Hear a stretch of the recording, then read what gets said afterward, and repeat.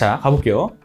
자, 공차가 D고요. 그 다음에 공비가 2인 등비 수열이니까 공비가 일단 2로 나온 걸 봐서 그 등비 수열은 모두 양수거나 모두 음수일 겁니다. 공비가 이미 양수니까. 이 부등식을 만족하는 N값이 아주 중요한 멘트. 1, 2, 5 뭐다? 뿐이다. 저 멘트를 탁 읽었을 때 무슨 생각이 들어야 되죠? 뭐뭐 뿐이다라는 사실 나머지 자연수에 대해서는 반대 부등식이 성립을 해야 된다. 등호 포함 반대 부등식 맞아? 그럼 생각을 해보면 요 부등식 나머지 N에 대해서 다 따지는 건 맞는데 나머지 자연수를 뭐 다 떠질 거야? 무수히많은 자연수에 대해서 이 연두색 부등식을 다 따져야 됩니까? 아니겠죠. 일단 당연히 체크해야 되는 거 누구에서 따져야 돼? 3에서, 4에서. 끝났습니까? 6에서도 따져야죠. 왜? 5 다음엔 또 안 된다고 돼 있습니다. 1번 부등식이. 그럼 기본적으로 저 멘트를 읽었을 때 부등식을 최소한 몇 개 다루는 문제다? 6개 다루는 거다. 원본 부등식과 거기에 숨어있는 연두색 부등식. 그럼 사실은 이제 피지컬을 가지고 부등식 6개를 세워서 교집합을 때리시면 됩니다. 근데 그러기엔 좀 힘들 수 있으니까 생각을 해보자. 자, 이 문제는 그러면 이제 등차 등비 둘 다 섞여 있는 거니까 절대값 AN은 절대값 등차 수열이니까 이렇게 그려볼게요. AN의 값이 1, 2, 5에서만 등비 수열의 값보다 크다라는 거니까 그 등비의 꼬라지가 요렇게 내려가는 함수면 안 되겠지. 초항도 양수고 공비가 2인 지수함수 위를 따라서 점들이 찍힐 거라는 거 알 수 있으니까 요런 느낌으로 그리셔야 돼요. BN을. 왜냐면 1, 2 그리고 중간에 3, 4가 빠지고 5에서 또 다시 찍힐 거기 때문에 맞지? 그러니까 그냥 스케치해보면 아 대충 이런 상황이구나. 1이 여기 있고 2가 대충 여기 있고 3, 4가 요 사이에 어딘가 있을 거고 5가 다시 요 정도 다시 이 교점 이후에 6이 대충 어딘가 있지 않을까 정도의 상황이 우리가 스케치할 수 있다는 얘기지. 자 그러면 일단 B3은 3분의 1 D라고 돼 있고 뭐 자연스럽게 얻어낼 수 있는 건 B3은 양수죠. 등비수열이 양수인 거니까. 그럼 공차도 일단 양수다. 플러스 그럼 이제 우리가 흰색 부등식을 따지든 연두색 부등식을 따지든 계산을 해야 돼. 식을 세우자. B에는 식이 어떻게 돼? 초항이 뭐죠? 공비 두 개를 나누면 12분의 1 D가 되나요? 여기 공비는 2였으니까 이렇게 이제 Bn의 식을 세울 수가 있겠죠. 자 이제 AN의 식을 한번 작성을 해봅시다. AN은 어떻게 세우면 될까요? 아 공차가 D라며. Dn으로 시작하겠지. B8 빼기 A8은 1이다 를 써서 뒤를 구성하겠다. 뭐 그것도 하나의 방법인 거고 그걸 이제 그 이후에 쓴다고 치면은 문자를 하나 더 잡을 수가 있거든요. 근데 우리가 보통 등차수열의 일반항 같은 거 쓸 때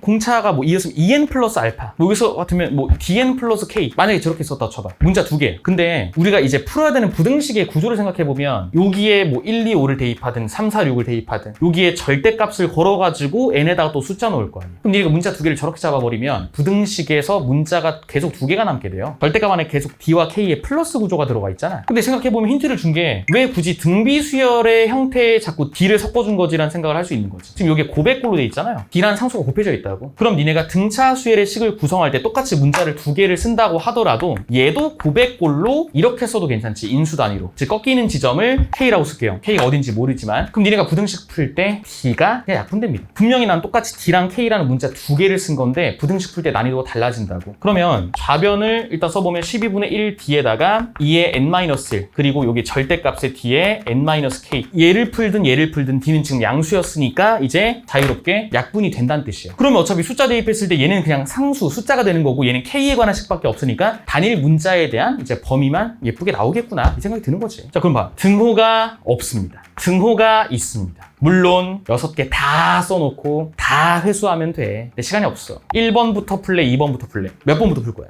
2번. 왜? 등호가 있으니까. 등호가 있는 거 효과가 뭔데요? 그럼 왜 1번부터 풀지 말아야겠다 생각한 거예요? 생각해보세요. 문자 누구밖에 안 남아? 숫자 대입하면? K밖에 안 남아. 근데 K라는 놈에 정수 조건 따위가 없어. K 자연수 조건이 없어. 따라서 여기서 첫 번째 부등식, 흰색 부등식을 갖다 쓰면은 K에 관한 열린 구간으로서의 부등식이 나오기 때문에 K가 결정이 안 됩니다. 그래서 적어도 어떤 상수가 결정이 되려면 등호가 붙어있는 어떤 부등식에서는 결정이 될 가능성이 생기는 거잖아. 뭐 A가 1 이상인데 다른 거 풀어보니까 A가 1 이하였다. 그래서 A가 1로 결정되는 그런 느낌 있죠? 오케이? 그래서 그런 느낌을 마지막에 좀 생각을 해볼 수 있다라는 거죠. 그럼 우리는 요 부등식을 먼저 풀 거예요. 여기에 3, 4, 6을 적어도 대입했을 때 성립해야 된다. 그래서 계산 생략할게요. 3 넣었을 때는 이런 식으로 하나가 풀릴 거고요. 4 넣었을 때는 3분의 10부터 뭐 3분의 13가? 뭐 아무튼 뭐 이렇게 나올 거예요. 6도 마찬가지고. 근데 벌써 두 개 대입했을 때 벌써 K가 결정이 끝나버립니다. 그래서 K가 3분의 10 이하인데 이상이기도 해야 된다. 그래서 K 값은 꺾이는 지점이 3분의 10이구나. 이렇게 이제 계산할 수가 있다는 뜻이겠지. 그럼 사실 이제 문자 몇 개 남았니? 한 개, 뒤에 하나 남았잖아. 그럼 안 쓴 조건이 하나니까 여기다 8 넣고 여기다 8 넣어서 빼면 1이다. 그럼 사실 D가 나와요.